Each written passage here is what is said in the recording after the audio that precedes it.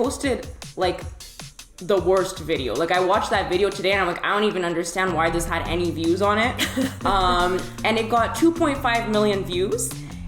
And basically also like I posted the video before I launched the website, so I put in my like link in bio, I put like leave your email here for when we launch, and we got like 30,000 emails.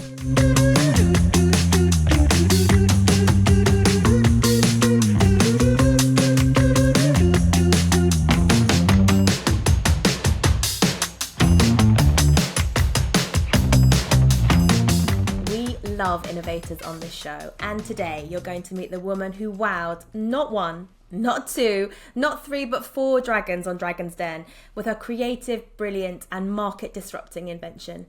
Joining me on Sound Advice Entrepreneurs Unfiltered, we have Kiana Gomez, founder of Cocktail Bomb Shop. She came up with the idea during the pandemic. It's a nifty little ball that you drop into sparkling water to create a tasty and refreshing cocktail. She put a video up on TikTok showing these little bombs in action and reached 500,000 views overnight. Still just 24, she's going to tell us how she built a business from her kitchen table, literally, how she harnessed the power of going viral, how she funded her startup, and what she's got planned for the future. Welcome, Kiana. Hi, thank you so much for having me. Thanks so much for coming on the show. I can't wait to hear this story. Do you want to just start off by telling us why cocktails? Why was that the idea that sparked this great invention? What's so great about cocktails? Yeah, so to be honest with you, I never really had a plan to start a cocktail business. It kind of just like evolved into the Cocktail Bomb.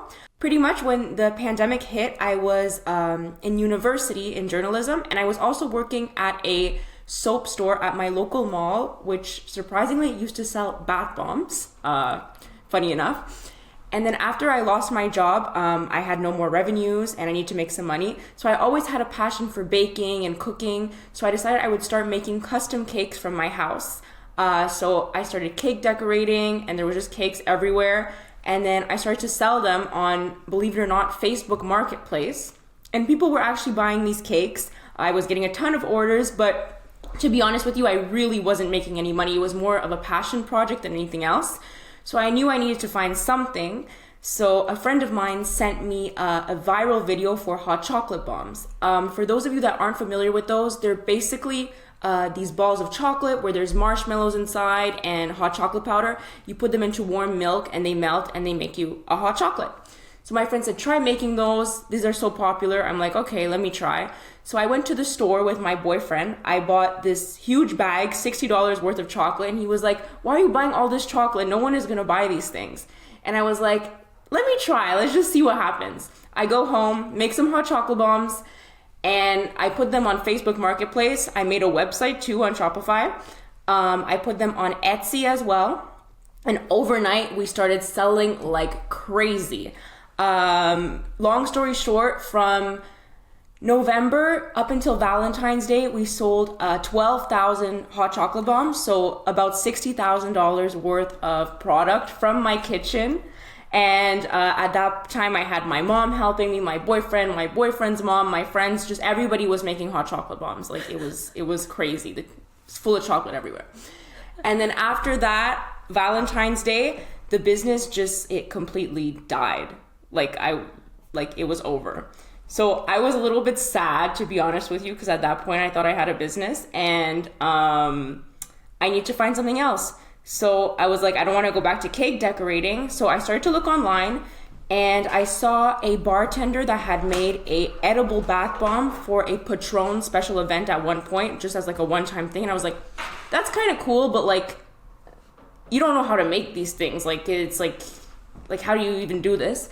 So from my own kitchen, once again, I started prototyping. I started trying different recipes. For like about a month. They weren't all good. A lot of them were fails, but I just kept trying and trying. And finally, I found the idea for the cocktail bomb and I had my final prototype. So it's kind of like the evolution of how I got to cocktails was like just like a bunch of things that happened and like me never giving up. So yeah, that's pretty much how I got into the cocktail space. And were there parameters you set when you were looking for a business idea that would work? Did it have to be kind of long shelf life, easy to post, so it has to fit through the mailbox? Were there sort of like things that you had on your tick list that you had to meet for it to be the right product?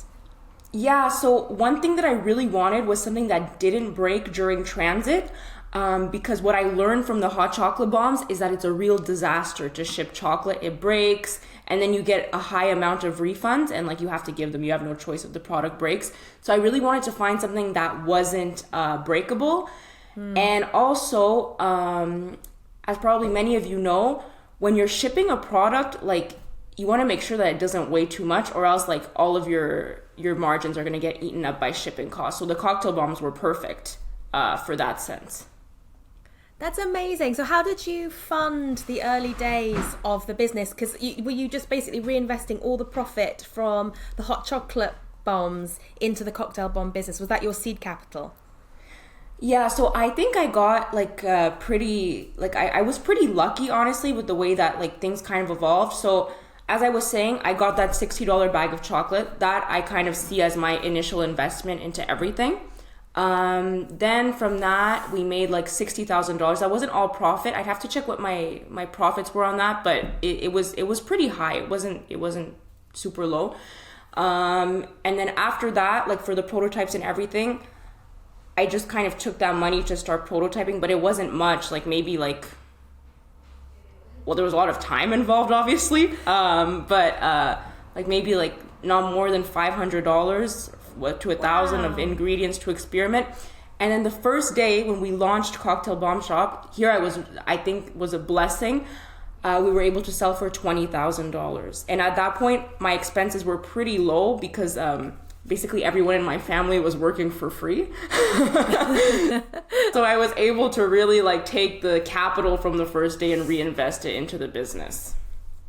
And how did you, I mean, you sold the hot chocolate bombs on Facebook Marketplace, but did you do the same route to market with the cocktail bombs to kind of test the water to see if people were interested, or did you go straight through a different marketing channel? Yeah, so selling on Facebook Marketplace is really a disaster for everybody that wants to sell on Facebook Marketplace. It's like, I mean, if you're selling your old couch, it's a great place to sell it, but like to start a business, like it's not serious. You have people texting you at all hours of the day, meet me here, bring me this now, calling you, texting you, okay, meet me in this parking lot. Like, I feel like you can't grow. Yeah. So I didn't want the cocktail bombs to be a Facebook Marketplace product. I really wanted it to be an online store. And I mean, I thought in my head, like, if my online store doesn't work, I will sell them on Facebook Marketplace. Like, it was kind of like my backup. But it wasn't an avenue that I wanted to take initially, just because it's not, I feel like it's not serious. No, that makes sense. And what about, how did you win your first customers then? Because at least if you're on Facebook, as you say, it's a disaster, but there's a captive audience already there. Whereas when you start a website, no one knows you exist yet. So how did you get those eyeballs? I didn't know how I was going to get them initially. But a friend of mine, the same one that told me about the hot chocolate bombs, told me about a great platform called TikTok where you could get a bunch of people to see your videos for free. And I was like, okay, let me try. I posted like the worst video. Like, I watched that video today and I'm like, I don't even understand why this had any views on it. And it got 2.5 million views. And basically also like, I posted the video before I launched the website, so I put in my like link in bio, I put like leave your email here for when we launch, and we got like 30,000 emails. So I kind of started with like a huge email marketing list, and also like I kind of like I was able to really like leverage the power of like social media to start my business. That's really interesting that you had the email marketing like approach, because too often we hear from small business owners that have tried TikTok and had loads of views, but they haven't been able to convert any of that into actual sales. So people enjoy the video, but they don't go and buy. But it seems like because you're able to reach out to them separately, that's how you do the conversion. Yeah, so like I would say the fact that we put the email page to start the business was really smart, because I think if we would not have done that, and we wouldn't have gotten like people excited about a launch for the product. We just would have gotten tons of views and no sales from it. But I mean, now today actually talking with you, I'm realizing I should maybe find a way to incorporate email back into my videos. But yeah, like it's kind of it's hard like to like see how like your views actually like convert into sales. Yeah, it's a perennial problem. I agree. We hear that a lot. And then obviously you're a really gifted inventor. Like you came up with these cool recipes on your kitchen table, you made them work, but that's a very different skill set to the skill set that's involved when you're building a business. So understanding things like cash flow and doing your accounts and, you know, submitting and worrying about various taxes and so forth. So how did you learn that stuff? And do you feel like you're naturally good with numbers, or that you've been able to create that muscle over time? So to be honest with you, I really suck at math. It's definitely not my strength at all, and numbers cause me an insane amount of anxiety. But I mean, as a business owner, I can't just like completely ignore numbers. Like we need to make sure that like our cash flow is positive and we're not overspending. So I'm able to like look into our accounts, see what's going on, and have like a general picture and like make decisions based on like what I see generally. But we have a bookkeeper. She's really great, and she's able to do profit and loss reports for us every month. So she's kind of able to like give me the big picture, and then from there I analyze and make the decisions based on like the numbers she does. Okay, amazing. And how big is the business now? So are we talking kind of international sales? Are we talking kind of month on month, year on year growth? Like tell me where you're at in terms of the success so far. So to be honest, because it's a food product, it's actually a lot harder than you would think to expand. At the beginning, I wanted to do worldwide shipping, and that was a mistake because a lot of like countries, if you don't have the proper paperwork to ship food, they're just gonna ship it back or like dispose of the parcel. So we actually lost quite a bit of money because of that. That was me not doing my research and just jumping right into it like a lot of business owners do. So right now most of our sales are Canada, and like we're getting into the US. Like we're fully certified for the US. We have all of like our paperwork. We're able to ship things. Everything's able to clear customs properly. But right now it's really Canada and US. But that's a really big market. I mean, if you become like a household name in the US and Canada, that's an enormously successful business right there. Yeah. So eventually I would like to like ship our stuff to Europe though, because especially the UK, we have a lot of people asking, but just right now, like probably like for like next year it would be more feasible, but for right now it's going to be Canada, US. And we haven't really penetrated the US market like the way I would have liked to right now. So we're still like phase expand to US. Well, on that subject, it costs quite a lot of money to expand because you've got to do marketing, you've got to have salespeople. So how have you, this is a leading question because I know you're on Dragon's Den. So how did you finance the growth of your startup, and how was that experience for you? So we actually never put any money into the company, and we didn't end up taking the deal from the Dragon. So they offered it to us and we didn't take it. Yeah, so a little bit of a plot twist. I mean, it's been good because we've been able to like reinvest all of our profits back into the business and like still remain profitable. But yeah, like I mean, we pretty much just like go with the flow. In terms of like spending. But now, since we're trying to enter the US, we are spending a bit more than we have previous years, like on marketing and like sales and stuff like that. So like this is like the year where like it's kind of gonna like either boom or not work. But I'm pretty sure it's gonna expand. And also like on another note, before like in terms of like productions, because we still produce everything in-house. We didn't really have like the production capabilities or the facility to actually even be able to sell for like the numbers we would have wanted to. And now just this year we have everything like in place to like support like a huge growth. Does that mean you've got your own manufacturing facilities now, or do you mean that you found a good contract manufacturer that you can rely on to create the products?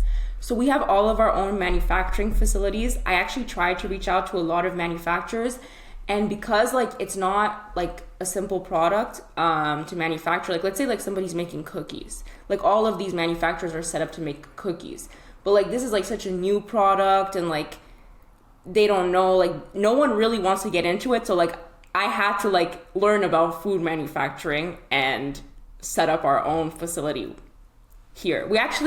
We were able to purchase like a building with the profits from the company, and like that's where we do everything. So we have like our offices upstairs, and downstairs is the production. That's amazing. And you're so humble about all this. You're like, oh yeah, we just managed to get our own manufacturing facilities. But that's enormous that you own this building and you're making everything yourself, and you're not reliant on anyone else in the supply chain to create the bombs for you. That means you're in control of your own destiny. Yeah, exactly. And that's actually really, really good. Like I'm really grateful that like we're able to produce everything here. So back to the Dragon. So that was interesting because I do know that something like a third of the entrepreneurs who accept funding on Dragon's Den, I think that they don't end up doing the deal. It cuts to the term sheet stage and things get complicated and it doesn't happen. But do you still think that it was a really positive experience just for the publicity? Like, and what else did you get out of it?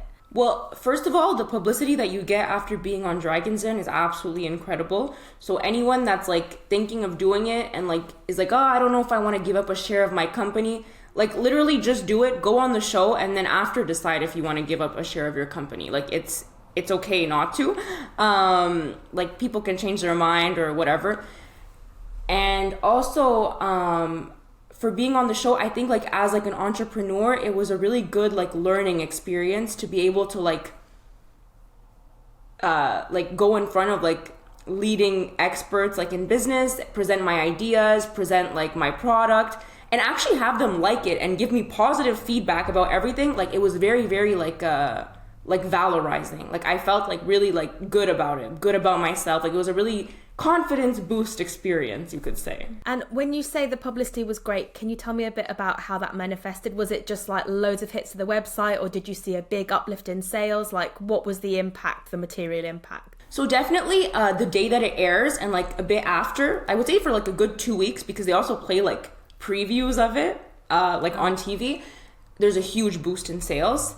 Also, we do a lot of wholesale, so there was a huge boost in like wholesale accounts, just people that saw us on Dragon's Den.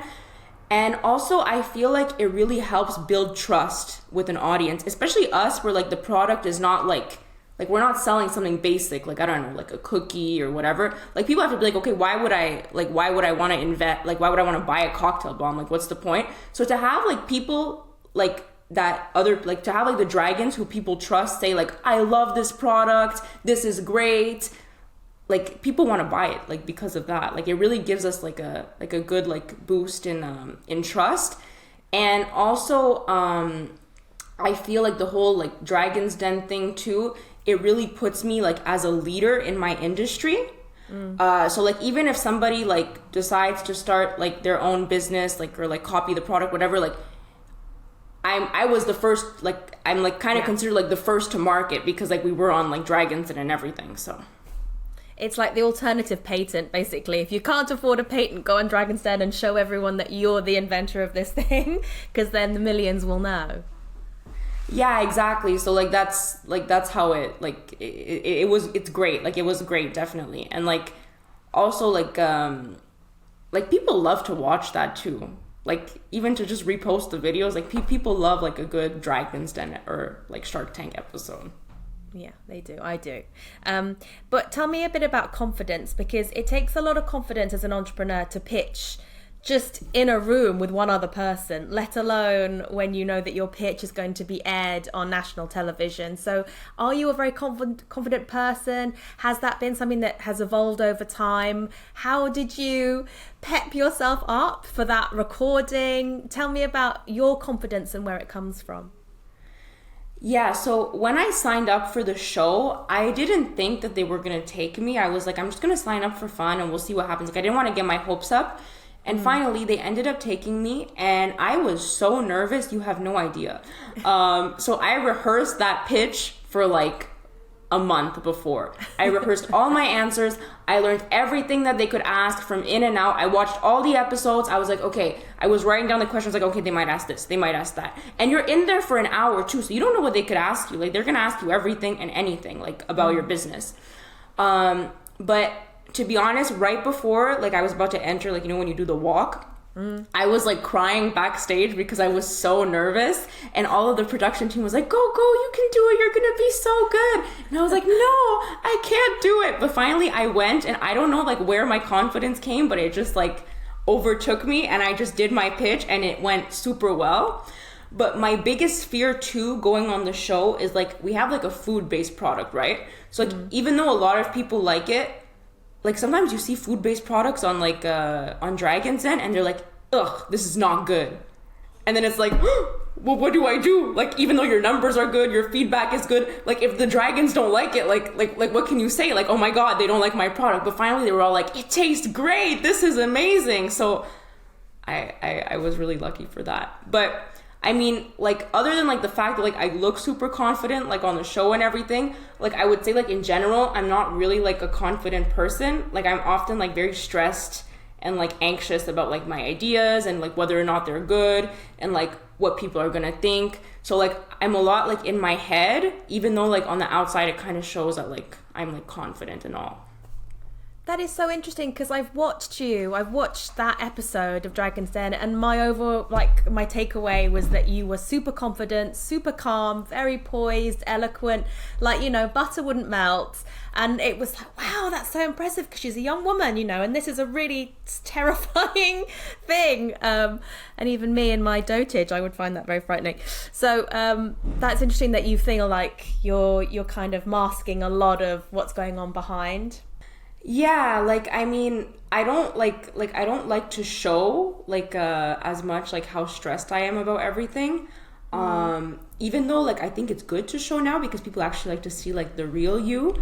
Yeah. But yeah, like, I mean, like I feel like I go through a lot of like emotional cycles, like where I'm like stressed and everything, and then like when it's like time to like do the show and like time to get into it, like then I'll kind of like get like a boost of confidence in myself. So it's like it's kind of weird like how things work, but yeah.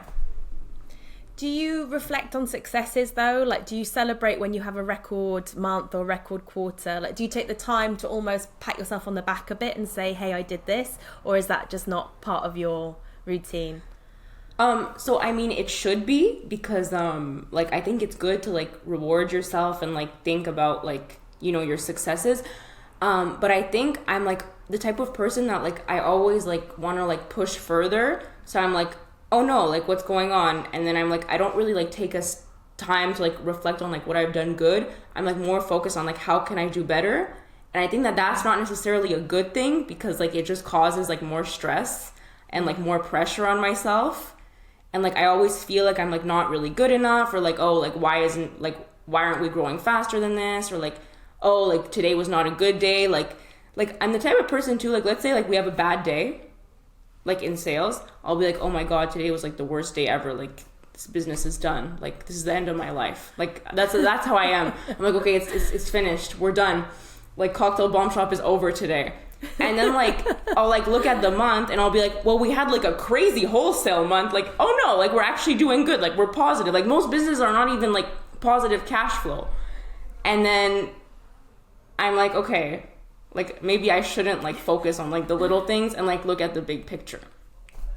I think that's great advice for anyone listening, because I think sometimes it's a double-edged sword, isn't it? That sort of single-minded focus, determination, like focus on the negative, that actually can help you go really far, because you do like keep trying to excel, trying to push beyond, you know, the original goal, or, you know, try and push yourself. But then, yeah, then you have the flip side, which is that, you know, it's a stressful and anxiety ridden way to live. So it's kind of the two sides that you've got to live in balance with. But it's great advice that you should sort of try not to focus too much on the negative and try and look at the bigger picture sometimes, rather than getting swallowed by something bad that's happened in that day or that week. And talking to you and looking at all you've achieved in your career, it's really clear that you are super driven, and you know, the fact that you were just like, yeah, cool, I'm going to give this a go. Tell me about how you became this kind of person, like where your drive came from. So what's your background like? Do you have entrepreneurs in your family? Do you feel like you've had role models that have sort of pushed you in this way? Tell me how you've become this very, very driven person. Yeah, so almost everybody in my family is an entrepreneur. So it started with my grandfather who opened, it started with my grandfather who, what he did was he started selling cookware sets, like pots and pans, from door to door in Ottawa, like in the 40s or 50s, something like that. And finally, he ended up opening a kitchen store in Ottawa, and it was like super successful. And he gave it to my mom. So my mom took over it after when he was older, and I kind of like grew up in my mom's store. So like I would help her like sell stuff. I would help her like place merchandise. She would show me the new products. So I always like was really interested in like business and all that. And my stepfather, who's like my dad, he is a sales rep. So he represents a bunch of different companies for wholesalers. So he like has his own sales agency. So I would like go with him on the road to go visit his customers, and he would like show me what was doing. He would show me the catalog. So I was always like looking at like new products, new things. He would receive samples. I would think it was like the coolest thing. And I would always like in the back of my mind like think like, oh, it would be really cool like if I could like have like a business, sell something, but I never really knew what. So it kind of just came naturally after that. But I think like being around entrepreneurs, like especially like in my early like childhood, was really beneficial to me being an entrepreneur today, because like I think like I didn't really know any different also. So that makes total sense, because once you see someone else doing it, you're like, well, of course I could do that. I think sometimes we underestimate the power of role models. And so I imagine, is your family super proud of all you've achieved? Because it must be just amazing watching you build this huge and successful business. Yeah, they're definitely really, really proud. My mom and my dad actually sell the bombs today, like at different like events. So like they'll do like shows and stuff, and they'll like set up a booth and everything. And they just have like a lot of fun. Like they love talking about the story, selling the product, and yeah.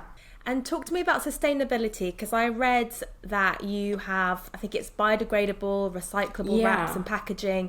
Tell me about that journey. Was it tricky to do, number one? And two, like, why was that important to you? So when I first started the company, I said I want to like try and make it as eco-friendly as possible, because I felt like, why would you start a business and like not make it eco-friendly? Like it didn't make sense in my head.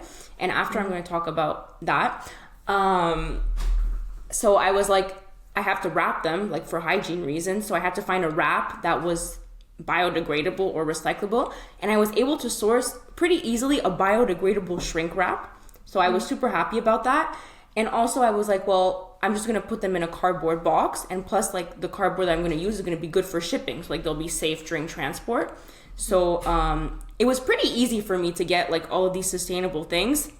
But if you want to know something that's like really sad, the second I started doing shows and stuff in the US, my main thing that people were that they told me was, why is it in a cardboard box? You should be able to see the product. Oh. Yeah, so I have this theory that like as much as like businesses are ready for sustainability, because let's say like my cardboard box, it's actually cheaper than a plastic box in terms of cost. So I think businesses are ready for like a sustainable change, but I think like the consumers are not there. Yeah. They want to be wowed by what's inside. Yeah. Yeah, like I think like a consumer thinks that it takes away from their experience to have it in like a cardboard box. They're like, well, the box looks cheap. But like even though like it's printed on, like it's as nice as it can be, like, well, why is it not plastic? Like you should be able to see through, like things should be transparent. So yeah, like that's my theory on like sustainability. So what was your reaction when customers were saying we want to see the product? Were you tempted to get a box with a window, or were you like, no, I'm going to stick to my guns, the market will catch up eventually? So what happened is I was able to source a recyclable box. So I have a box with a window. It's only for wholesale because I ordered a small quantity because I wanted to see like if like that was really the issue. So basically it's really funny, but my stores in Canada, they want nothing to do with the box with the window. And our stores in the US, they prefer the box with the window. So it's like, I don't know if it's like the markets, but yeah, like at least it's recyclable. But eventually, like I'm hoping that like we can like be 100% like cardboard. So yeah. And that was interesting that you just sort of found a biodegradable shrink wrap really easily. Did you just go on Google or something? Like, what do people do when you're trying to find packaging? Do you have to go to like a supplier and ask what they have, or what's the route to finding the right thing? So it's not really that easy to find a biodegradable shrink wrap, honestly. I had to like do like a lot of research because most of the shrink wraps are actually not even recyclable. Like if you put them in the recycling, it like scraps the whole recycling bin. So I just did a big like Google search. I started contacting people, emailing, calling, and like also at that point too, like no one knew who I was. So I was like, hi, I want to buy some shrink wrap. And they're like, okay, like we're like, no. So I got turned down a lot, but finally I was able to find a company and they sold to me, and actually we still use their shrink wrap today. So it's good for them to have sold to me in the beginning. Yes, and you're going to be a very valuable customer, so it's good they took a chance. And when you talk about coming back from hearing the word no, I mean, that's what we've heard. We hear a lot from entrepreneurs that you have to get used to being turned down flat. You have to get used to people saying, that idea is not going to work. No, we're not going to sell your product. No, we're not going to supply you. That takes a lot of resilience. So talk to me about resilience. How have you become such a resilient person? So before, like when people would tell me no, like I would get really upset and I would like just cry. Yeah, because that's how I am. But now, when someone tells me no, I'm like, I have it in my head. I'm like, oh, well, you're going to see one day. So it's like, I feel like now I kind of turn like my sadness into like motivation when hearing the word no. And I'm like, well, they're just going to like, they're going to want the product eventually, or they're going to want to sell to me eventually, because I've actually seen it. There was suppliers when I started that didn't want to sell to me. They were like, well, we don't do that type of volume. Actually, I don't know if we have time, but maybe this is a really funny story. Yeah, we've got time. Tell me. Do you know Staples? Yes. Okay, so at Staples, they have a printing center. And basically, I didn't know where to print my stickers and my cards for my boxes when I first started. So I go to Staples, I go to the cash and everything. They were charging me like a fortune, like something like 50 cents for a sticker, like ridiculous prices. And I was like, oh, I see that you guys have like a business account. Like I would really love to open a business account. And the girl, she looks at me and she's like, you don't have the type of volume for a business account. Like this is not serious. Like we're not opening you a business account. And I was like, okay. And I was like kind of hurt. And then my boyfriend, he was like, screw this, we're gonna call a bunch of printing companies. And I was sad too. I was like, no, like we have no choice, we have to buy like regular people, no one cares about us. And then he calls a bunch of printers, and like we like dropped our costs like crazy to like maybe like at that time like maybe like 20 cents a sticker. So now I don't even want to go back to Staples because like we actually have better suppliers than Staples. So it was actually kind of good that they told me no also. But yeah, like at that time I was sad, but now anyways, I'm like, Staples, I could have been a really good customer, but you guys refused me, so. Yeah, it's your loss, Staples. You heard it here. You almost had Cocktail Bomb Shop's business, but you lost out. Yeah. And then finally, Kiana, I want to hear what's next. So have you got new flavors coming through? You've got any different kind of products coming through? Like what is in your plan for the next year, the next 5 years? Like give me a sneak peek at your goals for the future. Yeah, so right now the name of the company is Cocktail Bomb Shop, and I really grew the brand like with the Dragon's Den and everything. But one of the problems with the fact that the name of the company is Cocktail Bomb Shop is people just think that we sell cocktail bombs. So in the mistake, a mistake that I made in the beginning, I think, was like calling the company something that's like maybe too product specific. So eventually, well actually in the near future, I want to start like another brand which sells like all of the other cocktail products we have. So we have rimmers, we have edible glitter, I want to do cocktail syrups eventually, like just glasses, like a bunch of different cocktail related things. And I've already started working on it. It's going to be called Sucre. So that's my project, and we're gonna also leave Cocktail Bomb Shop because it's a brand that people know, they come back to. We have a lot of repeats, so yeah. So that's my project for now. And in terms of like the bombs themselves, like we're constantly coming up with new flavors, like different cocktail ideas, cocktails that don't exist. So that's pretty much my plan. Like I want to stay in the cocktail space, but I want to like be able to get like a larger market of like cocktail related products and not just the bombs. And are you still the innovator? Are you still the one that's designing these cocktail bombs? Like, are you still like the Willy Wonka character in your kitchen, like throwing these things together? Or do you have a team that does like research and development for you? Yeah, so now we have a team that like actually like produces them and finds the ideas. But like, of course, like if I have like an idea, like, okay, like let's do I don't know, like I'm trying to think of a flavor we don't have. Okay, like a lychee cocktail bomb. Like they'll like all like help out and like give like, okay, we could do this, we could do that, we could do this. Okay, like maybe let's do with that flavor. But like they do a lot more of like the research and like the actual testing of the products than I do now. Okay. And I know I said that was my last question, but I actually have a couple more, which is how big is your team, and how have you found progressing from like a solo founder to being like a manager and a leader of people? So now let me count. So in production we're 5 in production at all times. When it gets super busy, we hire more people to help out. And upstairs, this is new this year, we actually have like professional employees, and we're 5 upstairs, so like creating content, doing email marketing, paid ads, different things like that. So we're about 10 now, yeah. And the leadership side, how do you find that, managing people? Well, right now all of the people that we have are like really, really good and like really, really nice. So there's definitely no issues managing them, to be honest with you. But we have had like employees or people that we like brought into our team that were a bit more problematic. And I think like we had to let go of them because like it just wasn't working, and they were like bringing everyone down in the team. So I think like if somebody comes into our team that's like doesn't fit with our like vibe or like our culture or like isn't working and is like making everyone like not be able to do their job, like we're not going to hesitate to like let them go. That's really interesting, because that can take it can take a long time before leaders realize that there's like an individual that's like poisoning the well slightly. So you seem to be very quick to spot those individuals, which is really good, which is really healthy for an organization. Yeah.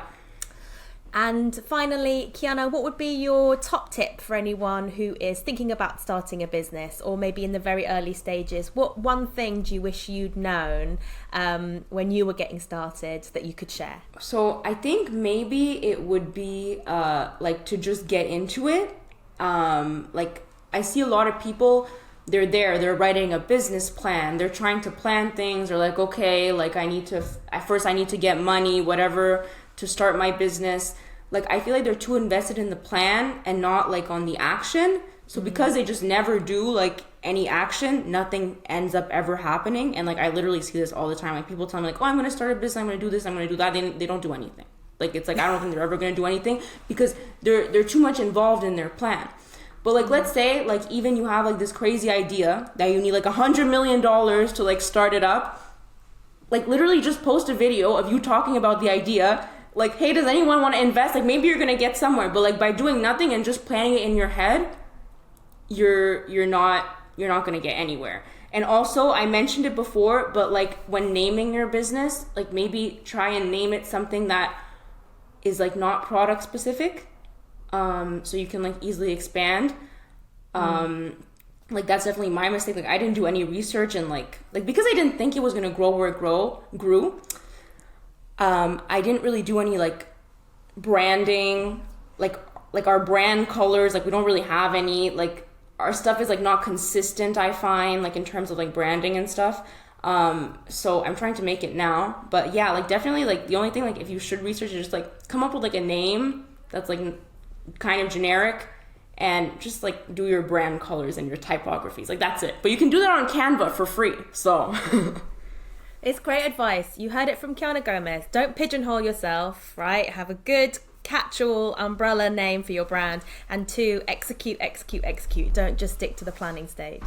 That's great. Kiana, you've been an absolutely fantastic guest. Thank you so much for making the time. Yeah, you're welcome. Thank you so much for having me on the podcast. Thanks so much for tuning in to today's episode. As always, the show notes are available over at sage.com/podcast, along with a wealth of other resources to help you build your business. If you want to try a cocktail bomb, check out cocktailbombshop.ca or check out Instagram and TikTok for Kiana's latest posts. If you loved this episode, let us know on the socials using the hashtag SoundAdvicePodcast. See you soon for more Sound Advice.